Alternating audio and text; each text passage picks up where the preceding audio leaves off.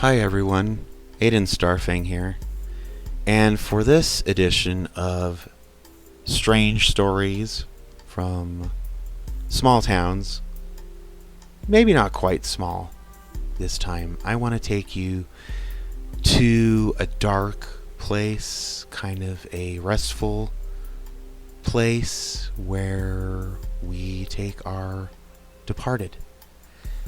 I want to take you all the way to the Salt Lake City Cemetery, specifically to Plot X, Block 1, Lot 169, Grave 4, East.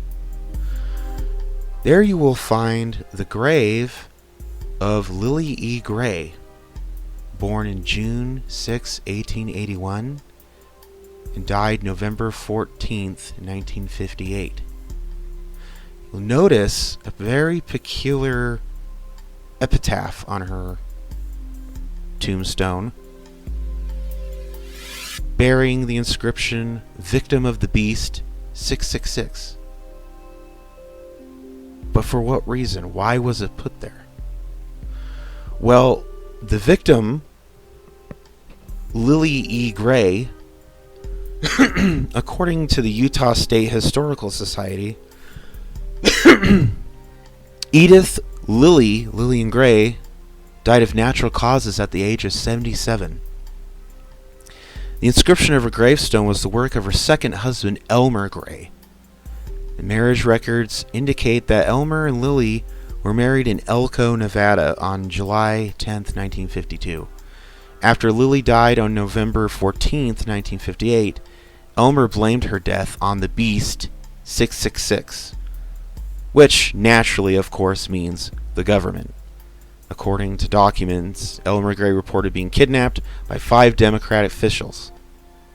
It seems, though, that the mystery behind the cryptic engraving of Lily Gray, victim of the beast 666, rests with her nutcase husband Elmer. In an appeal to the Board of Pardons at Utah State Prison, Elmer was locked up at the time. He claimed that his parents, quote-unquote, died of grief when kidnappers murdered my wife. That's his previous wife. He married Lily 3 years later. She died 8 years after that. As for the official account of Lily Gray, kind of dead ends there. However, another document has surfaced in the last few years, actually the last almost decade.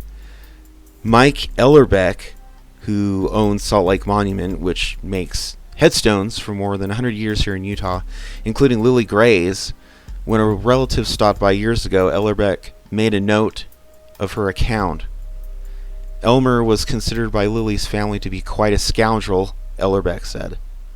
The two met later in life. Ellerbeck said that they had a special relationship, but was almost secretive. Lily Gray died a few years later at age 77. He's the one that ordered the marker, Ellerbeck said, of Elmer Gray. While it is not clear why he chose that for the headstone, Ellerbeck said, Elmer Gray figured the government was the beast.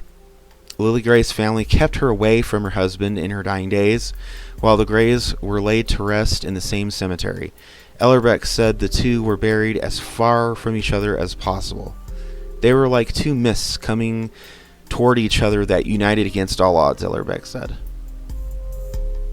Isn't that just creepy, just spooky? You go to visit a cemetery, maybe you have relatives there, maybe you're just out of curiosity. I mean, lots of people visit cemeteries for various reasons.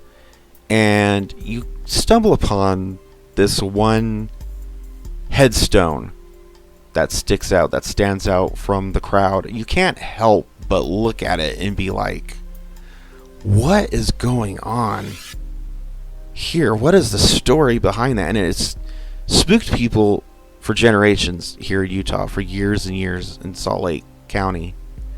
And it seems that with this,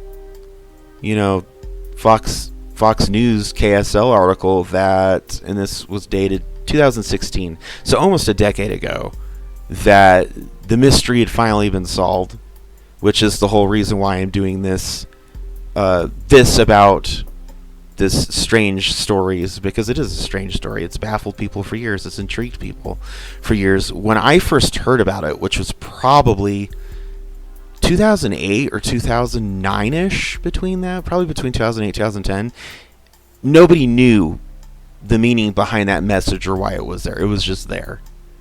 And now, since 2015, 2016 came and went, this article is dropped, the interviews happened, documents unsealed, we know why. Lily Gray died of natural causes. Her husband was a fucking maniac. It's those damn Democrats. Also, probably lizard people, probably aliens, gremlins. Gosh, who knows?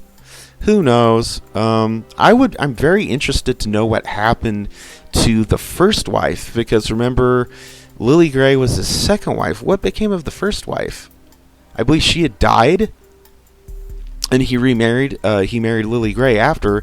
But how did she die? Like what was that? That's a whole other mystery. I'm curious about that now.